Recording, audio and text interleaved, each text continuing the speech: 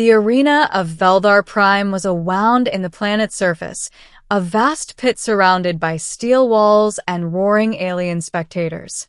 Under the pale suns, the air shimmered with heat and dust. Every race in the Dominion had gathered to witness the trial of the last human.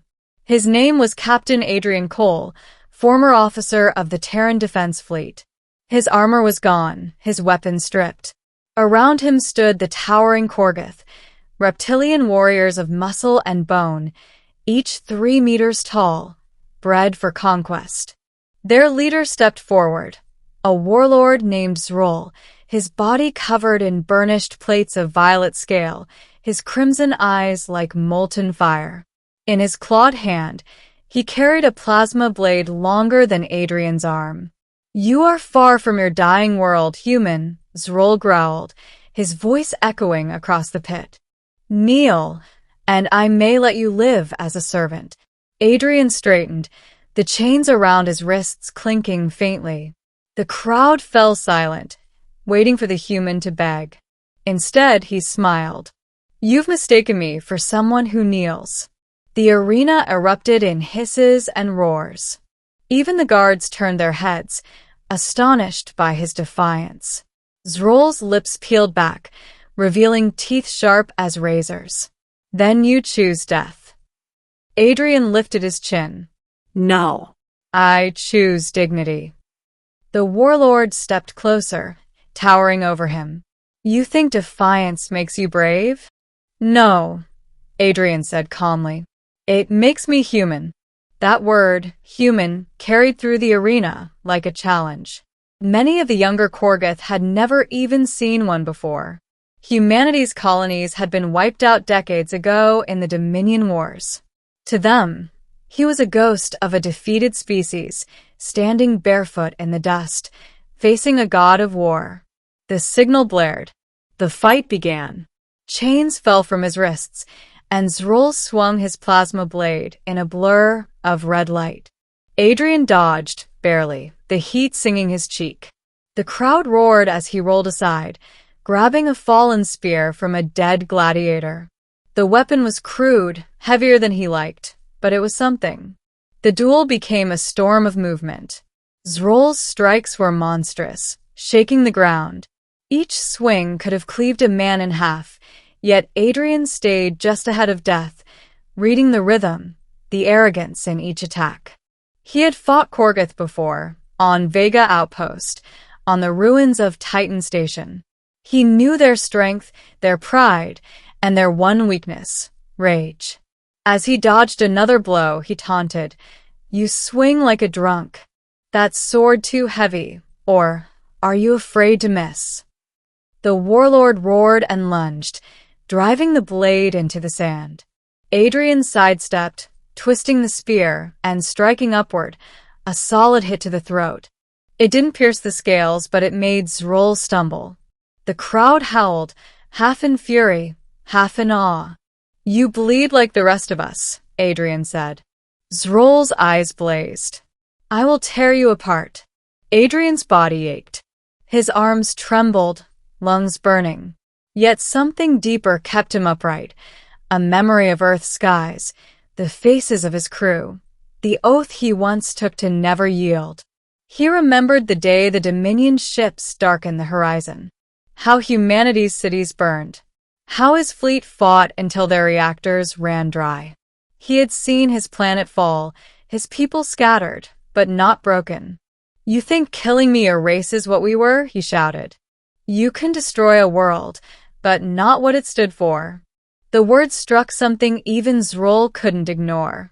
The crowd went silent again. The air seemed to hold its breath. Then Zroll's laughter rumbled through the pit. "You talk like a leader, but you are alone." "Then I stand alone," Adrian said quietly. "And that's enough."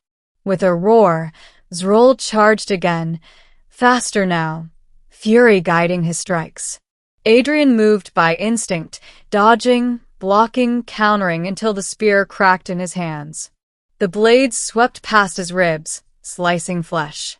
He fell to one knee, blood staining the sand.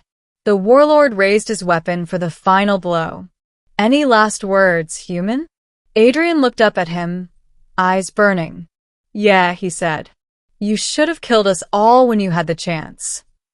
Then, before Zroll could strike, Adrian lunged forward, grabbing the plasma blade's emitter with both hands. The heat scorched his palms, but he twisted, forcing the weapon upward. The blade cut through the warlord's chest in a blinding flash. Zroll staggered, eyes wide, smoke rising from the wound. The mighty Korgoth fell to his knees, the same position he demanded of the human moments ago. The arena froze. Then, slowly, the silence broke, not in cheers, but in stunned disbelief. Adrian stood swaying, the plasma blade humming in his hand. You wanted me to kneel, he said through blood and grit. Now you can look up at me instead. He dropped the weapon beside the fallen warlord and turned toward the sky. Above, the banners of the Dominion fluttered, symbols of oppression, of chains. He raised his voice, letting it echo across the pit. This is humanity, he shouted. We don't kneel. Not to kings. Not to gods. Not to monsters. For the first time in living memory, the crowd didn't jeer. They simply watched. Some of the younger warriors even lowered their heads, not in submission, but in respect. Moments later, Dominion soldiers entered the arena, weapons raised. Adrian didn't fight. He was too weak to lift his arms. But they didn't shoot. Instead, one of them, a younger Korgoth, stepped forward and saluted him in the old human way. You fought with honor, the soldier said quietly, and honor must be answered. They let him live. He was taken to the warlord's fortress, given food, treated by alien healers. His victory became legend across the sectors, the human who defied the Dominion and won. Weeks later, a delegation from the Dominion's council arrived. They offered him a choice: return to Earth, or stay as an emissary, a symbol of unity between species once at war. Adrian chose to stay. I didn't survive to go home, he told them. I survived so no one else would have to kneel again. Under his watch, the arena was closed.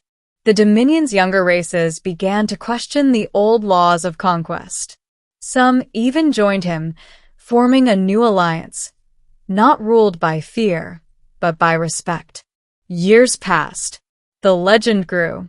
Children of both worlds learned his name, not as an enemy, but as the one who reminded them that strength was not in domination, but in conviction.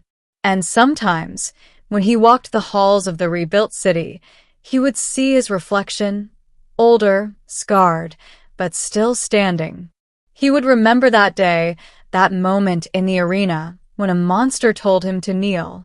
And he smiled, because he knew the truth humanity had always carried through every dark age, every lost war, every hopeless stand.